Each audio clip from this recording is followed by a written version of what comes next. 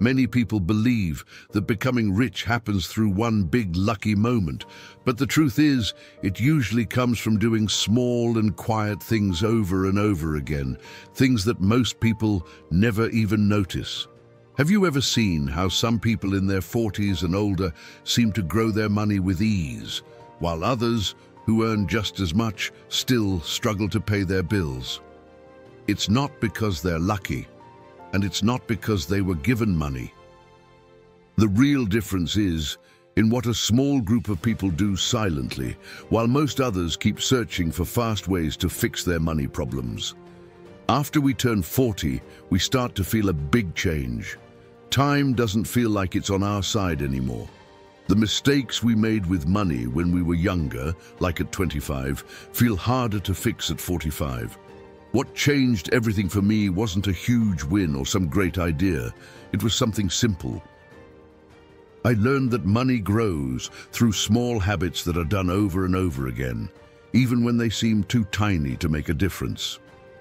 People who grow their money aren't doing anything fancy. They just do simple things, calmly and steadily. And guess what? It works.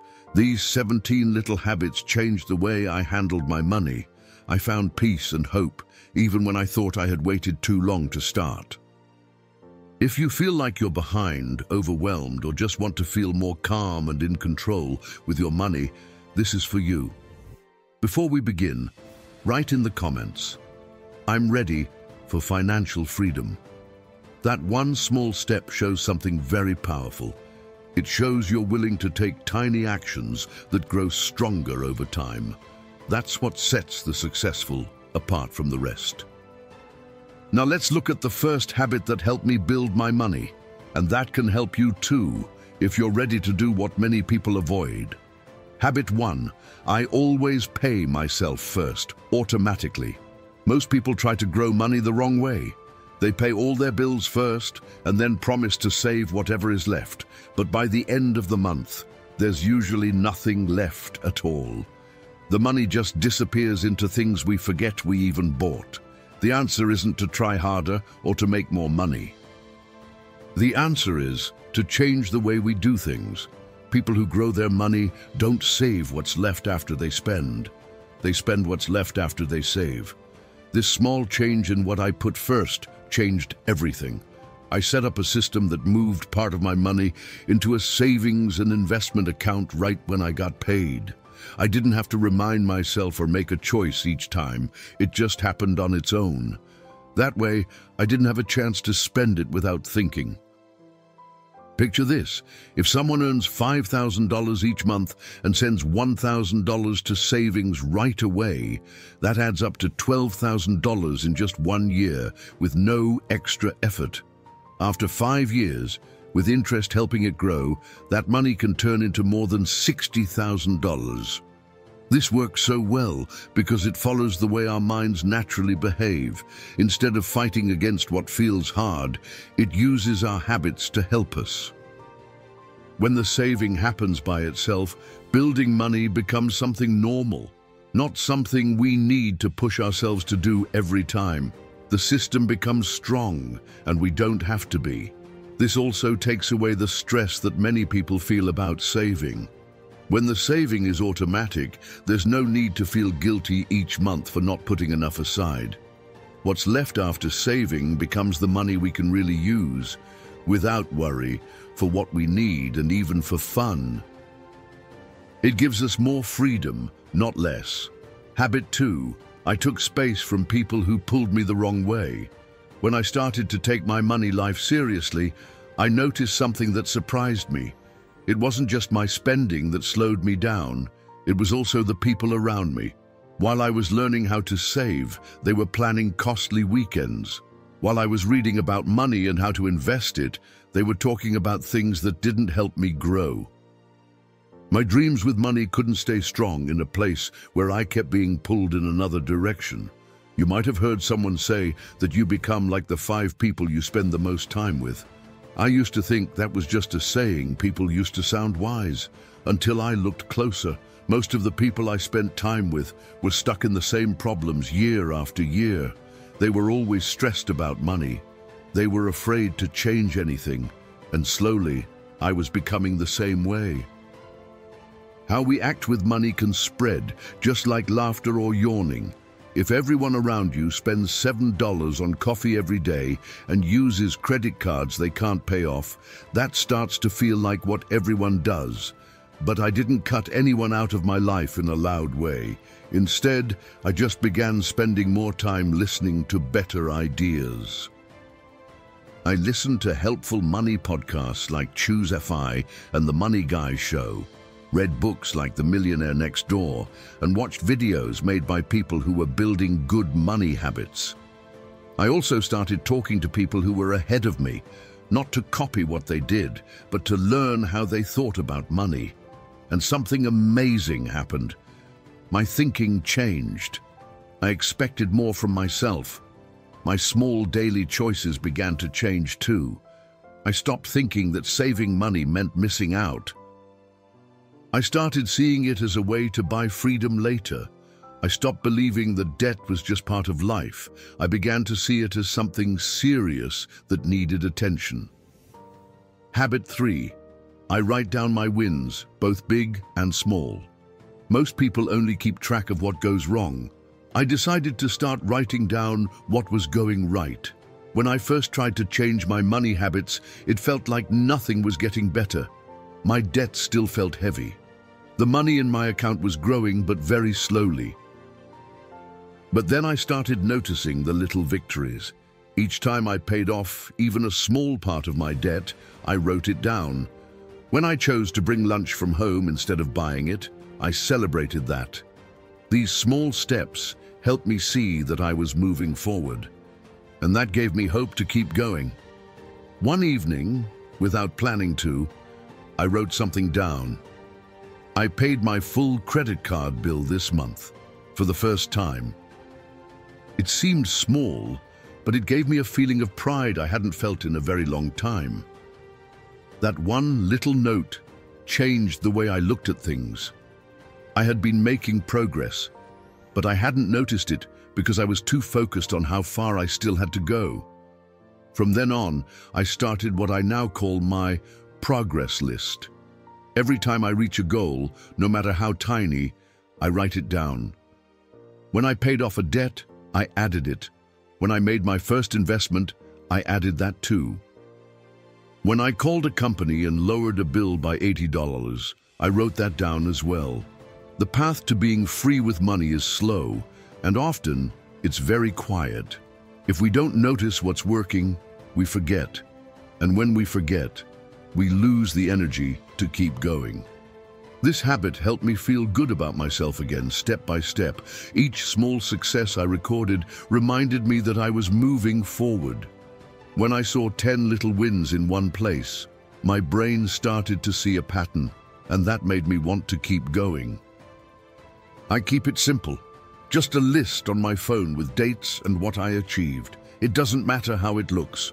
What matters is having something you can see and touch, proof that you're getting better with money. On hard days, when being free with money feels too far away, I look at that list. It reminds me that I've already done so much. Habit 4. I practice thankfulness every day, on purpose. Even though I could see good changes in my money app, I still often felt empty inside. I was saving, investing, and paying down my debt. I thought I'd feel calm, but instead I often felt worried, rushed, or impatient. That's when I understood something important. I was fixing my money, but I wasn't helping my thoughts catch up. Then, one day, I heard a sentence that really stayed with me. Gratitude isn't a feeling, it's a muscle. That touched me because I had been waiting to feel thankful. But I had never practiced being thankful like it was a skill, so I started small. Each night before bed, I wrote down 3 things that went well that day. Nothing big, simple things like, someone said something nice at work, or I didn't buy something I didn't need, or the car worked fine today. Scientists who study happiness have found that our minds naturally look for problems more than they look for good things. This helped our ancestors survive, but now it makes us feel nervous even when things are okay. It's why we notice one bad thing more than many good ones, like seeing that one investment lost value while ignoring that the whole group of investments is growing. If we only look for what's wrong, that's all we'll see. But if we train our thoughts to find small wins, we start to feel better with money, even before we're fully free. This isn't about pretending problems don't exist. It's about making sure we also see what is going right. This simple daily habit made something happen in my brain called the reticular activating system effect. I started noticing more chances to grow, more little wins, and more reasons to believe in myself. This habit didn't add money to my account, but it gave me the strength to keep going with my other helpful habits. Habit 5. I set up my money so I don't have to think about it every day. Once I got things more organized, I discovered something I didn't expect. The biggest thing getting in my way wasn't the bills or the stock market. It was me. I would forget things. I would delay things. I would make tiny choices that slowly pulled me off track. Making smart choices with money again and again takes more brain power than we think. That's why I started doing something powerful. I set up my money life to run by itself as much as possible.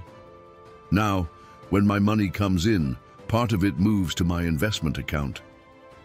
Another part goes into my savings for emergencies.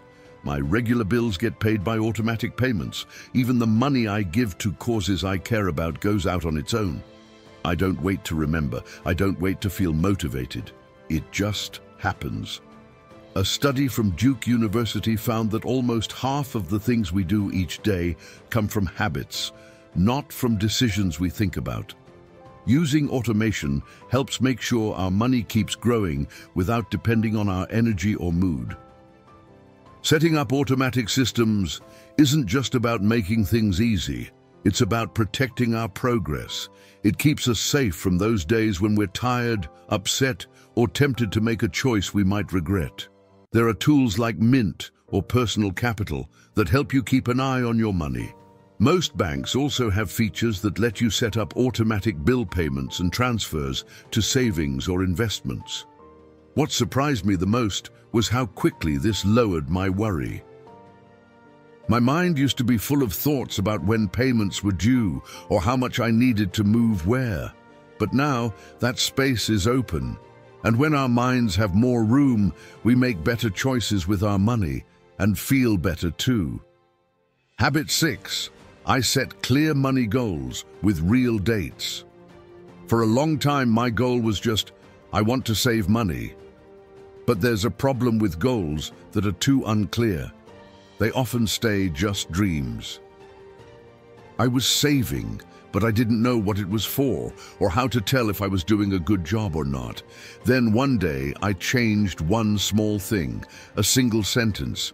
Before I used to say, I want to save money, but one day I changed it to something clear.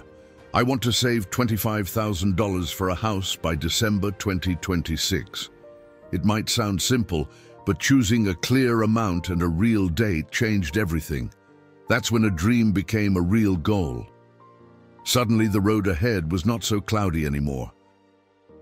For me, that meant saving $25,000 over 36 months. That's about $695 each month. Once I saw the monthly number, I knew exactly what to do. I no longer felt confused or unsure if I was moving forward. Studies from trusted scientists in psychology show that when we choose clear goals with set times, we're almost 90% more likely to reach them than if we just say something vague. This works for any goal with money. If I want to pay off debt, I might say, I want to clear my $8,400 credit card balance by next October. If I want to retire sooner, I could say, I will raise my retirement savings to 15% by June. Or maybe I want to buy something big without debt. I could give that a clear number and time too. When our goals have real numbers and dates, our brains start to believe they're possible. They feel real, not just ideas. This also helps us take real action, which experts call implementation intention. That means we're more likely to do something when we name exactly what needs to happen. It's the difference between saying, "I should save more," and saying, "I will move $695 into savings this Friday." The first one is easy to delay. The second feels like a real promise. Habit 7. I check my spending using just 3 simple groups. You don't need to count every single coin to be good with money. But you do need to know where it's going.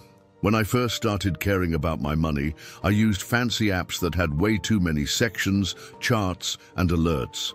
It felt overwhelming, and I gave up after a week. So, I made my own way. I use only 3 groups. Everything I spend fits into one of these. First, needs, like rent, food, and lights or water. Second, joy, like eating out, watching shows or little treats. Third, future, like saving, learning, or healthcare. Anything that helps me move forward. When I started looking at my money with just these 3, I noticed something important. I didn't have much breathing room. That's because the joy group was taking space from my future group. It wasn't about cutting out all fun. It was about choosing with care.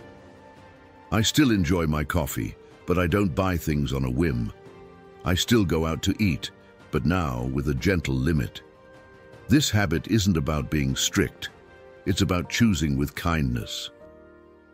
Now I look at my spending once a month. It takes about 15 minutes using a website like mint.com or even a simple chart I made myself. This check-in helps me see whether I'm living the life I want or just spending without thinking. Money teachers like Ramit Sethi suggest simple ways like this because they work better over time. Complicated budgets often fall apart, but 3 groups are easy to stick with. What makes this so powerful is how it helps me balance my spending instead of worrying about every little coin. What matters most is the mix. Am I giving enough to my future? Is my joy group too big? These gentle questions help me shift things in a kind way, without stress or shame. Habit 8. I learn one new thing about money every week. For a long time, everything I knew about money came from mistakes. I learned after I paid late fees, after I made choices too fast, and after I lost money. Then one day I thought, what if money isn't about luck? What if it's something I can learn, like drawing or cooking? That's when a new habit began.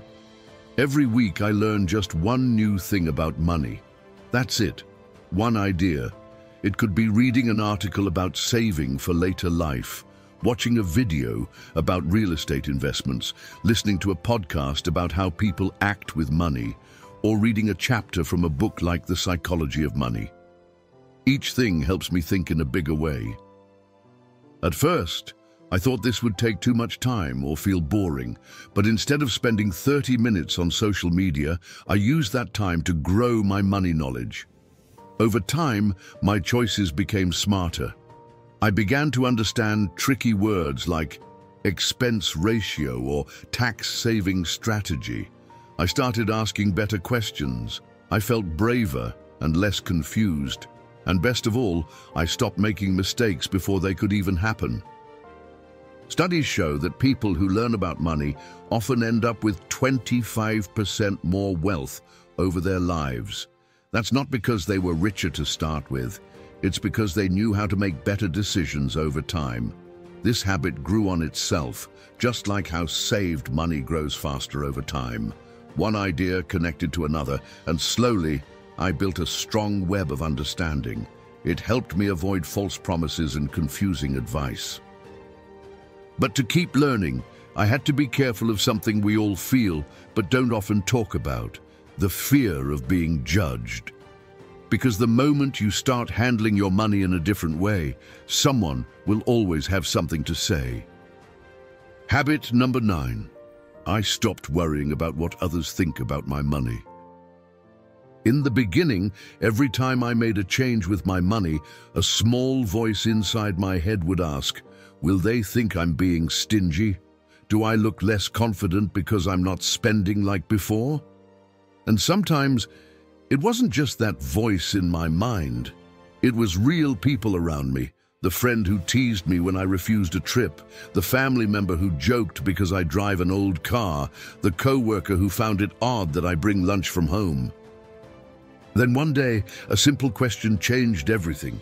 Will the person judging me pay my bills when I'm old? The answer was clearly no. That was the moment I understood that other people's opinions don't pay my bills or secure my freedom. They only slow me down. The truth is, many people get stuck worrying about what others think, and this keeps them trapped in the same money problems over and over. When you stop trying to look rich and start actually living well, everything shifts. A financial psychologist named Dr. Brad Klontz calls these moments financial flashpoints, when you decide between wanting approval from others or making smart money choices. Changing my mind like this was freeing. I learned that true money confidence isn't about showing off expensive things, but about making choices that match what I really care about and what I want to achieve. Research by Thomas Stanley in his book The Millionaire Next Door showed that most truly rich people spend much less on flashy stuff than you would expect. They focus on being safe with their money, not on showing off. Now, I don't feel the need to prove anything to anyone. My bank balance, my calm, and my freedom speak for themselves. And the funny thing is, as I became more sure of my money decisions, I met people who respected me for it instead of making fun. Habit 10. I learned to say no without feeling bad. For a long time, I said yes to everything: invites, favors, meetings, extra projects. I thought I was being kind, flexible, and helpful, but really, I was overwhelmed. The things that suffered most were my health, my time, and my money. That's when I found out about something called the yes trap. Here's how it works. Every time you say yes to something that doesn't help you get closer to the life you want, you're actually saying no to resting, taking care of your mind, organizing your money, or finding new ways to earn. Learning to say no, clearly and without guilt, felt freeing. What helped me was a simple question I asked myself whenever someone asked for something. Does this help me move closer to the money life I want to build? If the answer was no, I said no without feeling bad. Time expert Laura Vanderkam says that saying no to things you don't value makes room to say yes to things that matter more. The result was that my schedule got lighter and my mind clearer. I could finally focus on the best investment of all, investing in myself. This change from reacting to others' demands to managing my own time helped my money too. When I stopped letting other people control my calendar, I found extra hours every week to learn new skills, organize my finances, and chase new chances I didn't have time for before. Psychologists call this setting boundaries. And it is very important for success with money. Without clear boundaries, your time, energy, and money slip away to other people's priorities instead of your own. But before I keep going, are you enjoying these habits to grow your money so far? I hope yes, because the best parts are coming. If you find these tips helpful, please take a moment to write "I'm learning" in the comments below. That way, I know what content you like, and I read every comment. Done? Great. Let's get back to these powerful habits. Habit 11. I invest in myself like I'm my most valuable asset. When I first heard invest in yourself, I thought, okay, but what does that really mean? Buy books, take classes. Now I know it's so much more. It means understanding that I am my most important asset, and what I do with myself now will decide what I get in 5, 10, or 20 years. So I started investing in things that make me stronger, learning new skills through online courses about digital marketing, taking care of my health with a gym membership I actually use, eating better, which lowered my medical bills, improving my sleep with an app, stepping away from places and people who drain me, going to therapy, and yes, learning about money too. Every one of these choices gave me rewards, some money-related, some emotional, and all life-changing. When I took better care of my energy and sharpened my mind, I started making smarter choices with my money. Learning new skills opened doors to extra income. For example, my knowledge of digital marketing brought me a side job earning $2,000 a month. When I got better at negotiating, I was able to lower my bills without lowering my quality of life, saving $140 each month just by asking for better deals on internet, phone, and insurance. Many people believe that spending on themselves is something extra or unnecessary, but really, it is the most important thing. If you are tired, distracted, or stuck, your money will not grow. Charlie Munger from Berkshire Hathaway explains this perfectly. The best investment young people can make is in their own education, skills, and what they know. This way of thinking changed how I saw my spending. Buying a book was no longer just a cost, but something that could bring future rewards.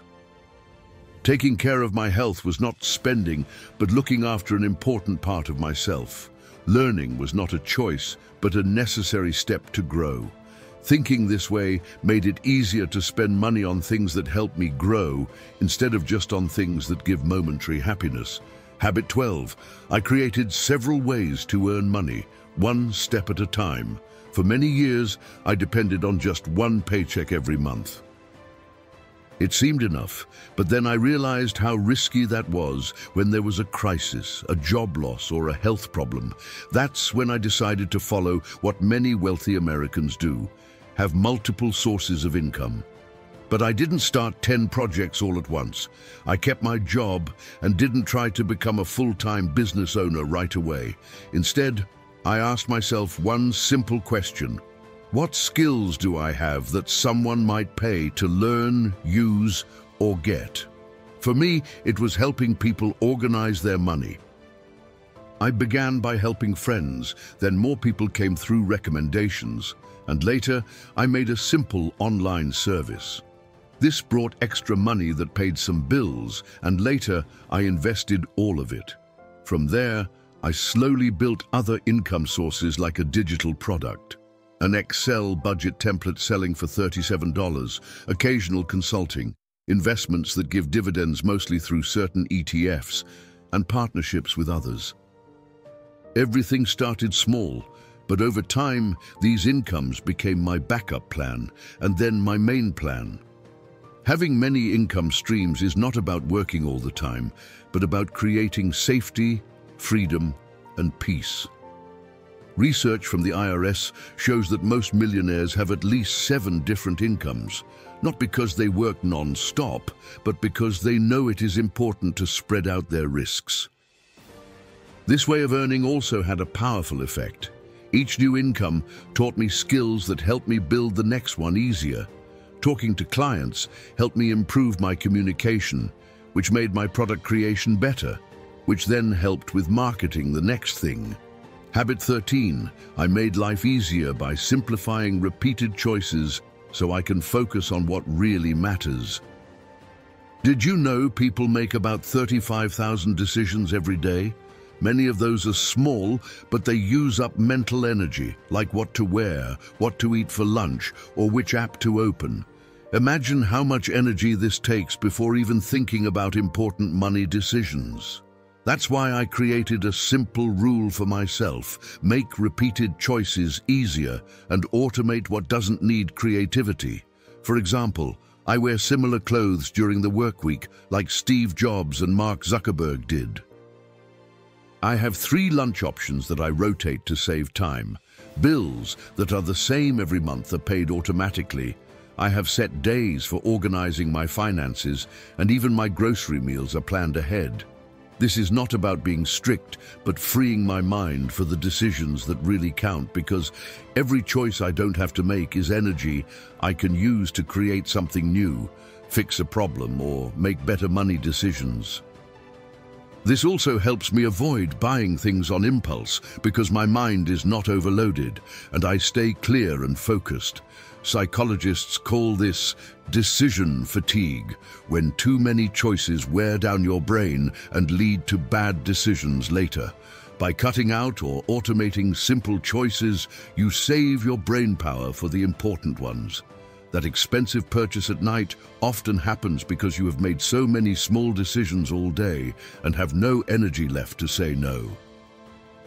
I use easy habits like preparing meals on Sundays, following a regular morning routine, and making templates for tasks I do often. These small habits add up a lot. A study found that cutting just 3 little daily decisions saved people 40 minutes a day and made them happier with their choices. Habit 14. I started building my network with purpose, not just because it was easy. For a long time, I thought networking was just swapping business cards or shaking hands at events.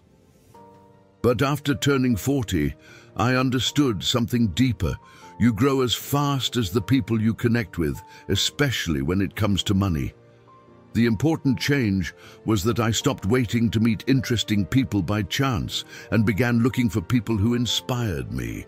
People who talked about growing, shared what they learned, had clear dreams, and were open to sharing real experiences without trying to compete. But it wasn't just about meeting new people. I also learned to bring something useful when I joined conversations. Instead of asking, "Can you help me?" I started asking, "How can I help you too?" This changed everything because kind people respect those who give and work together, not those who only want to take. A networking expert named Keith Ferrazzi calls this the give before you get rule, and it turns relationships from just trading favors into true teamwork. Because of this habit, I found surprising partnerships, discovered new ways to make money, and most importantly, gained confidence. When you spend time with people who think big, it becomes hard to think small again. I joined groups like local investment clubs and online communities like Bogleheads, where people with similar interests talk openly about money strategies. This kind of intentional networking builds what experts call weak ties, which are connections outside your close friends that often bring the best opportunities and information. A study by Harvard Business Review showed that up to 80% of new chances come from these wider connections, not from your closest friends. Habit 15. I take action even when I don't feel ready. If there's one thing that slowed me down with money for years, it was waiting until I felt ready. I told myself, I will invest when I understand everything. I will save more when I have extra money. I will start my own project when I am sure it will work. But the truth is, that perfect moment never came. One day, I realized almost all the good things in my life started before I knew exactly how they would turn out. I didn't wait to know everything before taking my first job. I didn't wait until I felt completely ready to become a parent. I didn't wait to be an expert before driving a car. So why should money be any different? I made a new rule for myself. If something is important and I know the basics, I start, even if I am scared or unsure or need to go slowly. That's how I opened my first investment account, chose a Vanguard stock fund, started my first online project, made my first contract, and began a new income stream, even without knowing if it would work. Does it sometimes go wrong? Yes, of course. But every mistake taught me more than any book. Research from the University of Pennsylvania shows that people who act fast build wealth 40% faster than those who just plan and wait, because too much planning can be a way to avoid starting. A smart idea called minimum viable progress, taken from startup thinking, changed how I work. Instead of waiting to invest $500 a month, I began with $50. Instead of making a perfect financial product, I launched a simple first version and improved it from feedback. Each small step created momentum that made the next step easier. Habit 16. I talk about money with people I trust. For a long time, money was a topic I avoided with my family and friends. We only talked about it when something went wrong. But then I asked myself, if I want my money life to get better, why treat money as something to be scared of? Many people spend their whole lives avoiding money talks, and that only makes fear, confusion, and loneliness grow. When I started breaking this silence, things changed. Instead of trying to fix everything alone, I began learning from others. I asked friends who were good with money how they managed their spending. I shared ideas about investing with colleagues and found many used low-cost funds at Vanguard. I talked with my partner about our long-term goals, which showed us we had different hopes that needed to be brought together. All of this was done kindly, with respect, and without comparing who had more or less. It's not about competing, but about growing together. These talks gave me new ideas, different points of view, and the feeling that I wasn't fighting alone anymore. Research from the Financial Therapy Association says that having regular, healthy conversations about money can reduce money worries by up to 70% and help people make better decisions. Today, I have a small, trusted group to talk openly and honestly about money without shame, and that is truly freeing. Financial psychologist Dr. Brad Klontz believes these money talks are key to breaking old money habits that might be stopping people from becoming wealthy. Habit 17. I focus on just 1% progress every month. At first, I wanted to fix my whole money life in 3 months. I wanted to pay off debts, save money, invest, earn more, and still have enough left to travel, all at once. The result was frustration, tiredness, and feeling stuck.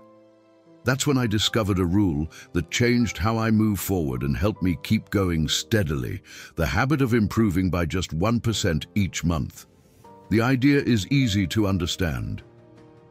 Every month, I try to make my money life a little better by only 1%. This might mean putting 1% more money into savings, cutting a cost that no longer helps me, learning a new money trick, organizing one part of my spending, or making a service I pay for work better for me. It sounds small, but this small change has a big power. It's something you can keep doing without feeling tired or overwhelmed. It doesn't ask for huge effort or big sudden changes. Because it's easy to keep up, the results start to show. After 6 months, you reach a place that before felt impossible, all without stress, guilt, or feeling emotionally drained. Science supports this way of working. James Clear, who wrote the book Atomic Habits, says that small improvements of just 1% don't seem like much day by day, but they add up to huge changes over time. The math is clear. Improving by 1% every day can multiply your progress almost 38 times in 1 year. I focus on getting better each month, not every day, but the idea is the same. What makes this habit so strong is how easy it is to do in your mind.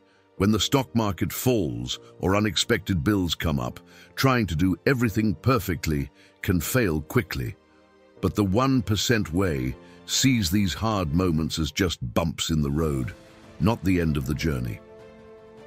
This ability to bounce back is one of the most important skills for building wealth that many people forget.